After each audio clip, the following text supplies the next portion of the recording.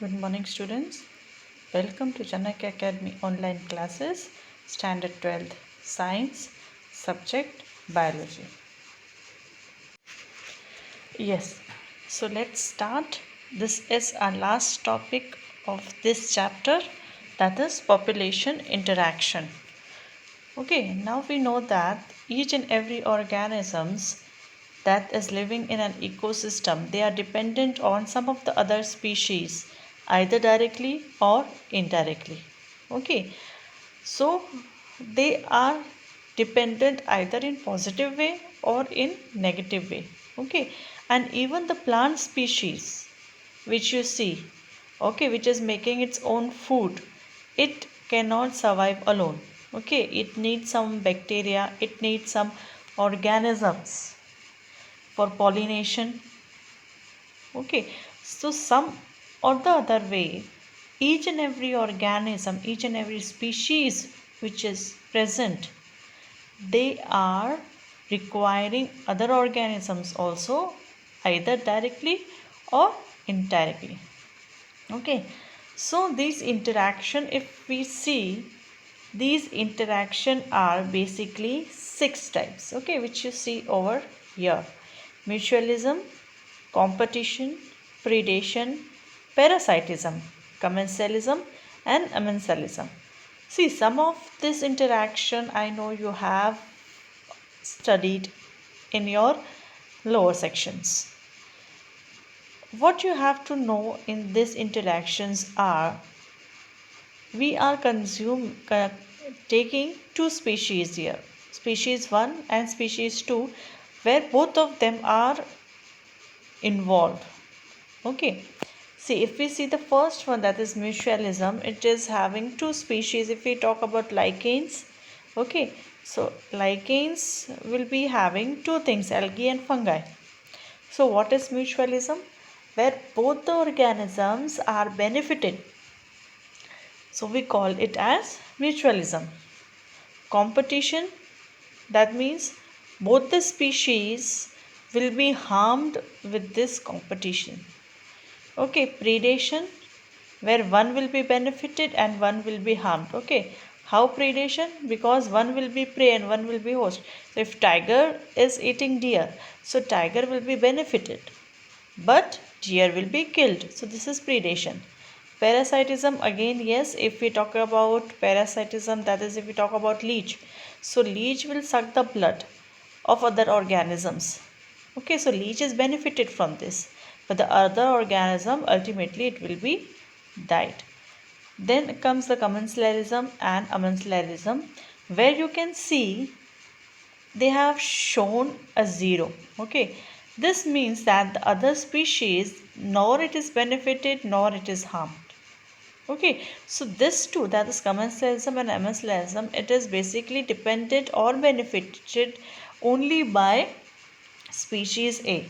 So let's take one by one all of them, and what you have to do is write as many examples as you find of these interactions. Okay, so both the species benefit in mutualism and both lose in competition in their interaction with each other. In both parasitism and predation, only one species benefit, parasite and predator. Okay, and the interaction is detrimental to the other species, that is host and prey. Okay, if we talk about the next is the interaction where one species is benefited and the other is neither benefited nor harmed, that is commensalism. And what is amensalism? It is the other species is not harmed.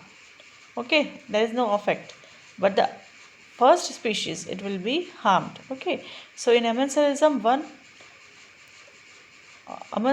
on the other hand, one species is harmed whereas the other species is unaffected. Okay, so predation, parasitism and commensalism share a common character, that is interacting species live closely together. So let's take one by one. That is, first one is predation. This you know very well that the lion or tiger dependent or eating on deer or rabbit or something. So in this, what is happening? That the lion will be benefited or the tiger will be benefited and the deer will be killed. Okay, so the higher trophic level organism will always will be benefited. Okay, and this is a predator prey relationship. Okay, if the sparrow is eating the seeds, okay, is no less than a predator. Okay, although animal eating plant are categorized separately as herbivores, they are in a broad ecological content not very different from predators. They are closely related. Okay, so we can say here that there are two organisms where we can say one is directly benefited and the other is harmed. Okay, so what is this telling us? Okay, that this relation, that is prey predator, they keep a prey population under control so that the number of population of deer doesn't go high.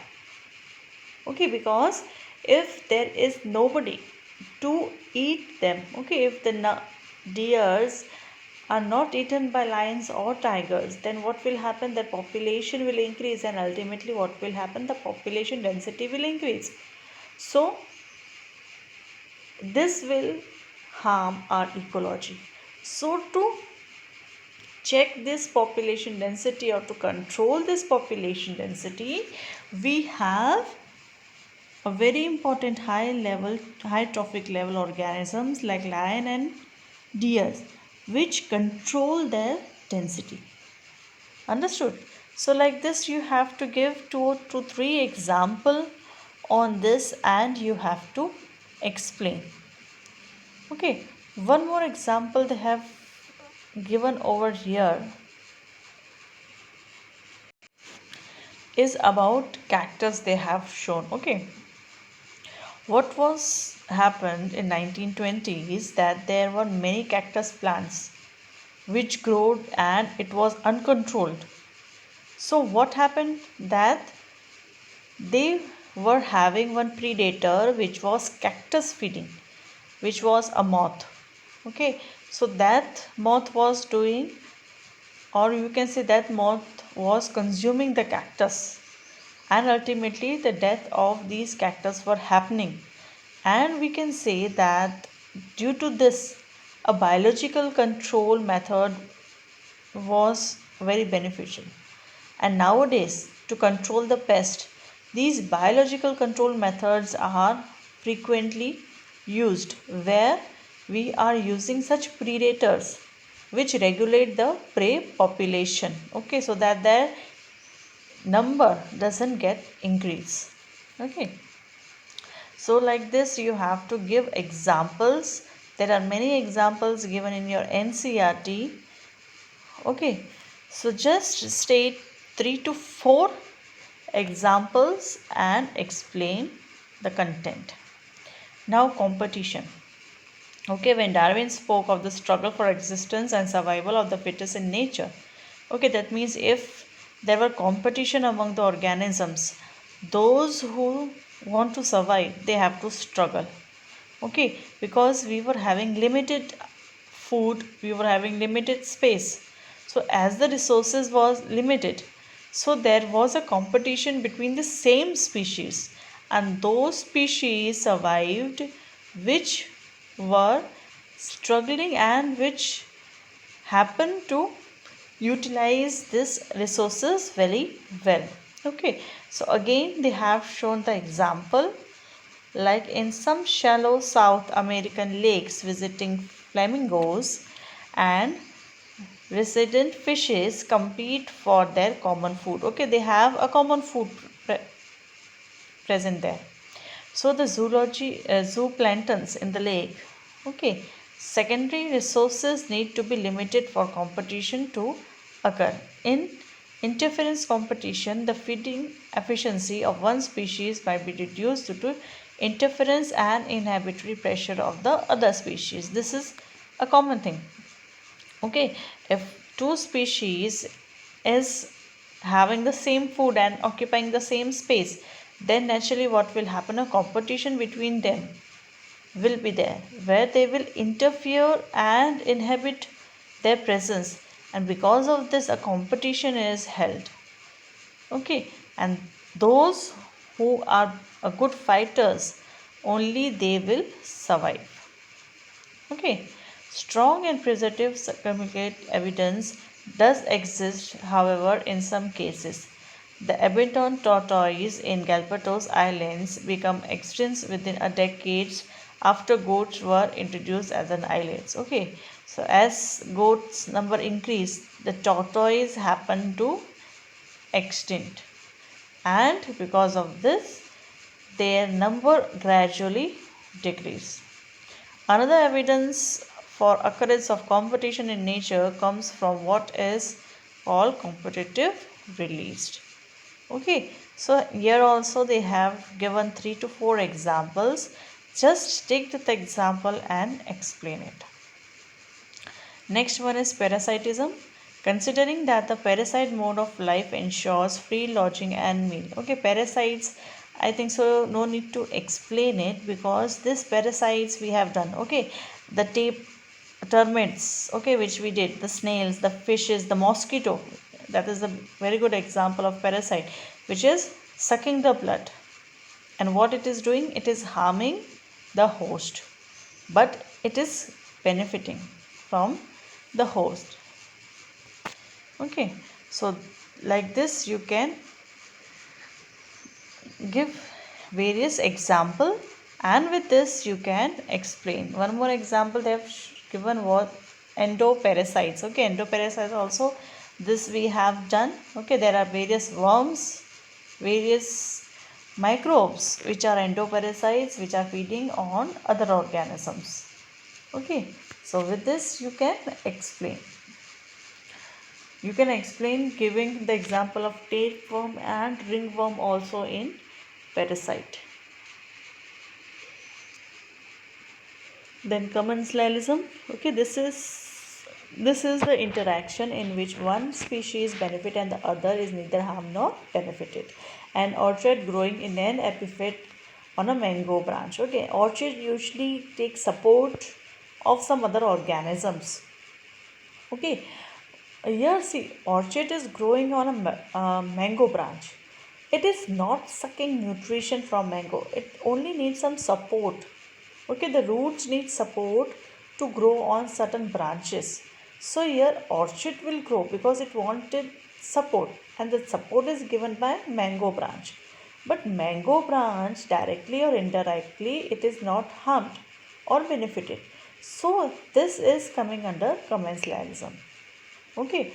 One more example, very good example is given, is the cattle egret and the grazing cattle. Okay, you must have seen that on cows, on buffaloes, egret, that is a white colored bird, usually sit and is eating something, that is the mite or ticks which are present. Okay, so this is again an example of commensalism, where what the bird is doing, that is the cattle egret, what it is doing, it is eating the mite and the termite or bug, whatever animal is there on that grazing cattle. With this, the egret is getting food. But grazing cattle or the cattle that is such as cow or buffalo, it is neither harmed or not benefited, because that um, bug is only sitting on the grazing cattle. So with this we can say that this is a very good example of commensalism. Okay, there are many fishes, the small fishes, which swim parallel to the large fishes. That is again an example of commensalism, where whatever food the large fish is eating, okay, some of the remainings which is moving out, that has been consumed by the small fishes. So again that we can say is an example of commensalism. Okay, then we have mutualism. Okay, mutualism, again we have done about mycorrhizae, we did about lichens. So all that you have to explain in mutual understanding or mutualism. Okay, Here they have given many examples, so just go through it and just read it. Okay, so they have given example of bees also here, that we know that pollination process is carried out by certain birds, certain insects, bees, bumblebees, okay, and certain birds also.